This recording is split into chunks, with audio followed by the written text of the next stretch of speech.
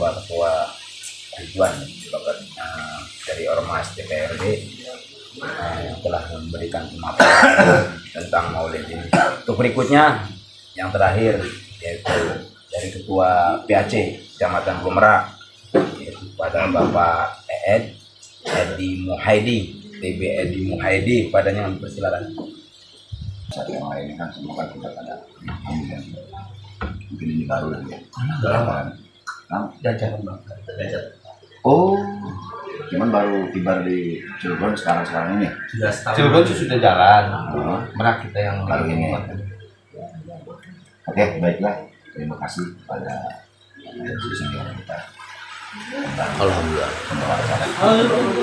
Wah, dikasih ini nih tanda-tanda keberkahan. Apapun yang kita rasakan, kita terima kasih kepada pembawa acara Bapak Ari. Sambil sibuk nggak apa-apa ya. Ini mau berulang santai. Bismillahirrahmanirrahim. Assalamualaikum warahmatullahi wabarakatuh. Alhamdulillah. Alhamdulillahirabbil alamin. Bikin nasta'in ala umurin wa wadin. Salatu wassalamu ala asyrafil anbiya'i wal mursalin wa ala alihi washabihi ajmain. Pertama-tama kita panjatkan puji syukur kepada Allah Subhanahu wa taala, nikmat Allah yang tidak ternilai, yang tidak terhingga selama ini, setiap detik, setiap waktu, yaitu nikmat sehat salah satu. Sehingga kita bisa bersilaturahmi, bisa bertemu dengan teman-teman yang lama, bisa ketemu kembali, bahkan bisa ketemu dengan guru kita, yaitu Bapak Abdul Rahman yang biasa dipanggil Ustaz Bawang. Sebagai sepuh di Pulau Merak, beliau selalu menuntun, membimbing masyarakat untuk melakukan hal-hal yang positif, yaitu kegiatan-kegiatan akbar di hari Islam, baik Maulid Nabi, di hari raya, 1 Muharram, apapun bentuknya, beliau selalu berada di depan. Maka kami sebagai masyarakat, sebagai pengikutnya, maka kita harus mengikuti arahan daripada beliau sebagai orang tua. Dan perlu diketahui, beliau ini Pak Ustadz Bawang sebagai kepala bidang kerohanian, khususnya di Kecamatan Pulau Merak di Pemuda Pancasila. Dan alhamdulillah setelah adanya beliau, kegiatan-kegiatan kerohanian selalu kita tingkatkan dan kita selalu bersinergi untuk mendukung, mengisi kekurangan satu sama lain. Kita kan udah beberapa tahun ya kalau saja berjalan lancar, alhamdulillah tidak ada suatu halangan. Mudah-mudahan harapan kami untuk di hari esok ini akan melaksanakan suatu acara akbar memperingati Maulid Nabi, hari besarnya Kanjeng Rasul. Mudah-mudahan tidak ada suatu halangan yang tidak kita inginkan, diberi kelancaran dan diberi syafaat manfaat oleh Allah Subhanahu wa taala. Tidak pasti manfaat pasti ada. Mudah-mudahan kita nanti di yaumul qiyamah mendapatkan syafaat ya, karena Rasulullah kita keyakinan sebagai umat muslim ya tidak ada lagi. Karena kalau kita tidak memperingati sebagai umat muslim, mau siapa lagi? Kita sebagai pengikutnya. Beliau sosok yang tidak pernah menyerah dari segi apapun. Bahkan sampai detik ini nama masih tetap berkibar, bahkan kita masih memberiakan, mengagumkan karena emang itu faktanya. Mudah-mudahan apa yang dilakukan oleh kita ini ikhlas dasarnya dari kolbu, tidak ada suatu hambatan, tidak ada suatu keinginan apapun dari pihak pribadi maupun di luar daripada itu, tidak ada suatu harapan lain selain mengharap ridha Allah Subhanahu wa taala. Selawat masalah mari kita curahkan kepada baginda Rasul yakni Nabi Muhammad sallallahu alaihi wasallam, sahabat dan pengikutnya hingga akhir zaman. Mudah-mudahan di akhir zaman nanti pas di yaumil qiyamah kita selalu mendapatkan syafaat dari para guru kita, dari Rasul. Ya udah jelas, mudah-mudahan kita ya didapatkan diridhoi oleh Allah. Harapan kita. Kalau kita hanya berdoa saja, tidak melakukan suatu praktek, tidak melakukan suatu tindakan, maka itu tidak imbang. Di sini ada rumus yang namanya hablum minallah dan hablum minannas. Sholatnya rajin, bukan berarti kita tidak mengucilkan yang itu.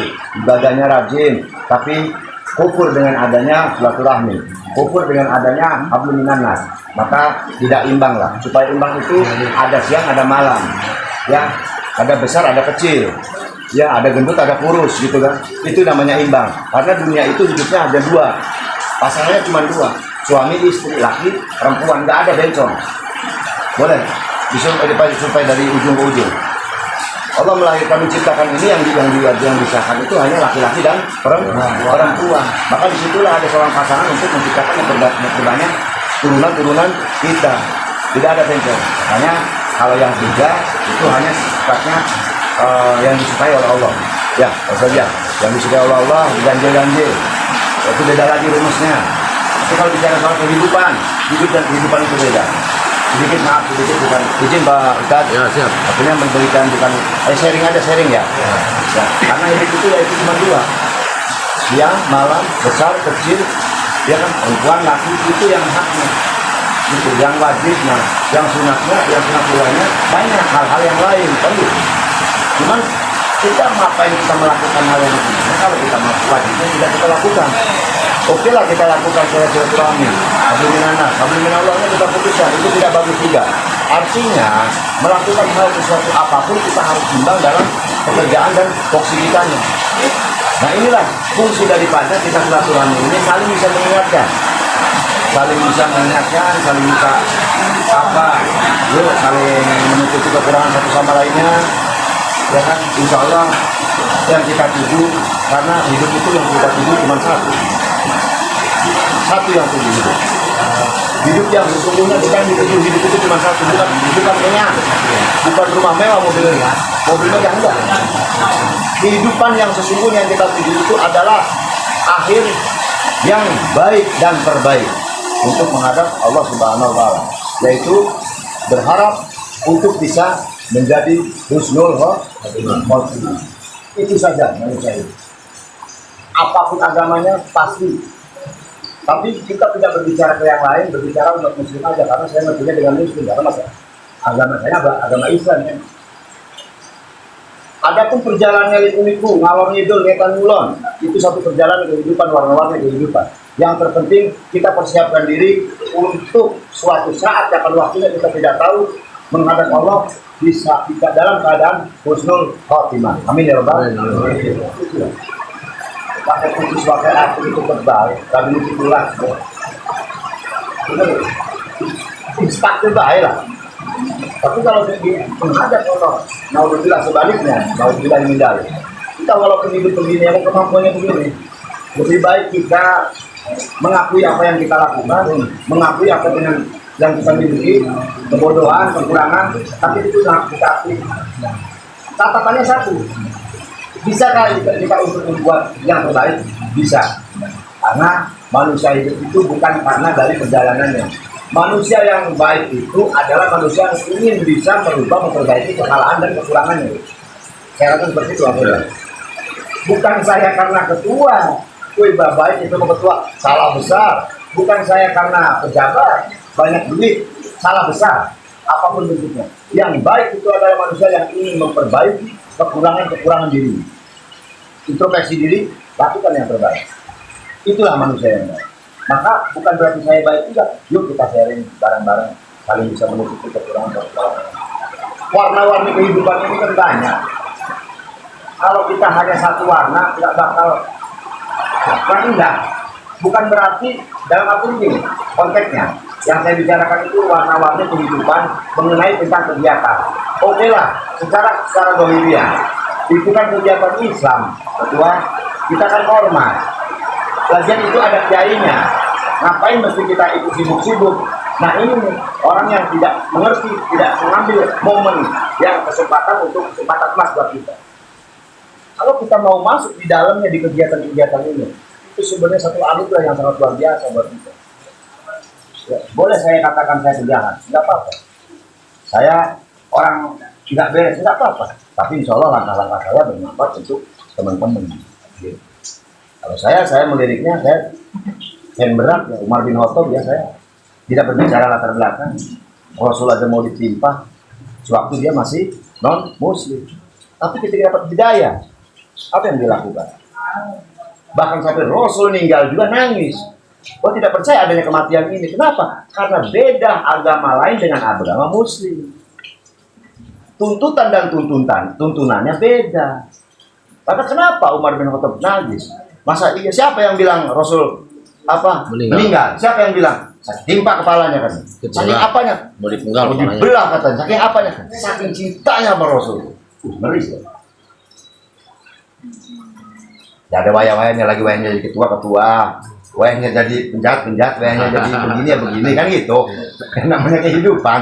Jadi warna-warni kan gitu. Punten kalau sedikit izin Ustaz. Ya, siap. Kalau ada sedikit ya menyiram ke sedikit lah kan gitu kan ya. Punten bukan maksud mengajari dari Ta'ala, nggak ada. Saya bukan menggurui. Kalau guru saya mungkin ya jelas ada di sini di sebelah saya. Itu hasil daripada beliau, tuntunan, bimbingan ya kita berbentuk seperti ini.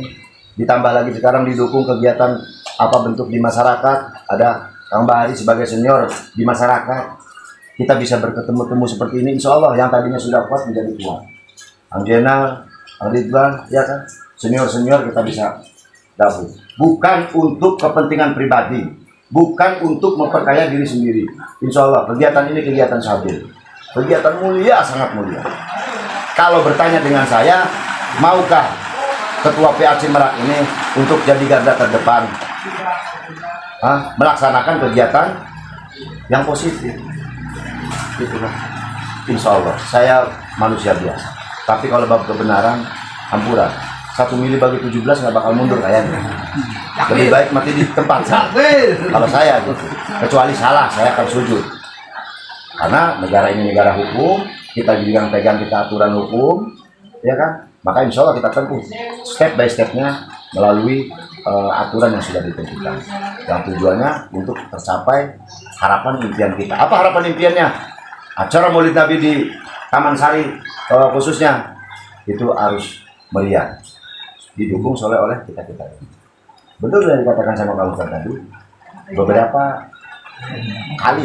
tahun ya, alhamdulillah berjalan. Ini kalau saya katakan ke teman-teman bahwa ini saya akan ubah paradigma organisasi. Ini bukti.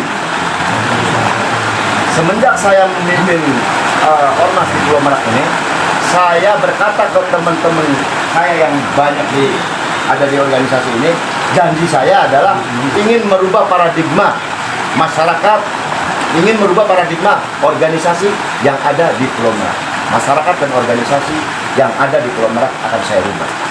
Yang notabene di situ mungkin ya tidak bisa disebutkan juga kan, mayoritasnya negatif lah. Konon katanya di luar sana. Maka hadirnya PP, saya akan buktikan, saya akan berada di depan, lebih membela masyarakat, membela umat. Baik dari pemberdayaan dan lain-lain, kegiatan sosial, santunan dan lain-lain, itu kita lakukan demi apa? Demi supaya masyarakat melihat bahwasanya organisasi itu tidak semuanya jelek. Gitu. Tidak semuanya jelek, bahwa organisasi itu bermanfaat untuk orang banyak, bahkan kegiatan seperti ini aja yang harusnya dapat duit tapi ini ngeluarin duit, itu semangat, apalagi dapat duitnya. Gitu. Artinya kita tidak mengerucut di satu sisi aja. Di sisi lainnya kita harus kemas juga mengenai sosial. Karena fokusnya kita sosial ke masyarakat. Gitu. Alhamdulillah dari beberapa organisasi seiringnya waktu berjalan ya Kang Ustaz, ada beberapa organisasi yang misalnya sikap yang